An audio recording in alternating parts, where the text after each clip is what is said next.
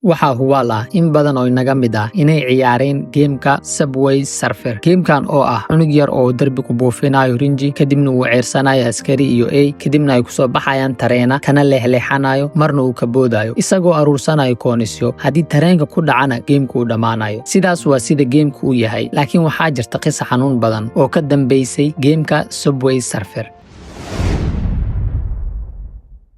Assalaamu calaykum, kusoo dhawaada channelka Tale iyo Tusaale. Halkan waxaan kusoo gudbiyaa taariikhaha, qisooyinka iyo dhacdooyinka. Marka ugu horeysa aadna soo booqato hadday tahay nagu soo biir oo channelka subscribe leh. Wiil yar oo lagu magacaabi jiray Peter oo la noolaa hooyadii iyo aabihii wuxuu talent u lahaa wax sawiridda. Wuxuuna sawiri jiray sawiro cajiib ah oo macno weyn ku fadhiyo. Wuxuuna wax ku sawiri jiray rinjiyada la buufiyo. Aad buuna u jeclaa in rinjigu uu ku buufiyo darbiyada si uu wax ugu sawiro. Laakiin aabihii ayaa aad ugu soo horjeeday darbiyada wax ku sawirayo mar walba. Wixii uu canaantaba oo uu diido wax sawirada, laakiin wiilka ma ahayn mid joojiya arintaas sababtoo ah aad ayuu u jeclaa. Wuxuuna ahaa shayga kaliya uu aad u xiiseeyo. Peter markii uu jiray 5 sano, xaflad sanad guura ah oo ka dhacaysay iskuulka ayaa wuxuu sameeyay darbi ka mid ah darbiyada iskuulka oo uu ku sawiray sawir aad u qurux badan oo macno weyn ku fadhiyo. Laakiin aabihiis waxaas oo dhan uma muuqan. Kadib wuxuu canaantay wiilkii yara ee Peter kuna xanaaqay. Aabihiis ayaa maamula raaligeliyay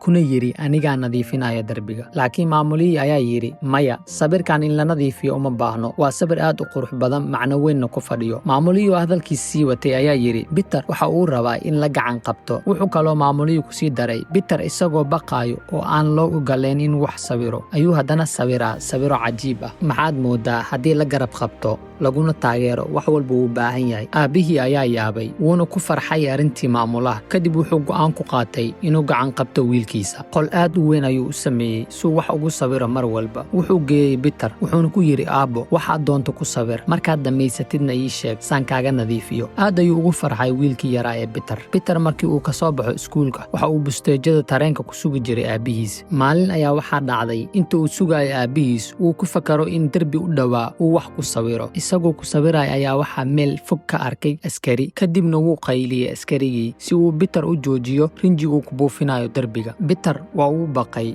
wuuna argagaxay. Wuxuu ka cabsaday inuu booliiska qabto kadibna ciqaabo. Wuxuuna ku cararay dhanka wadada tareenka waxaana ku dhacay tareen. Sidaas ayuuna ku dhintay Peter.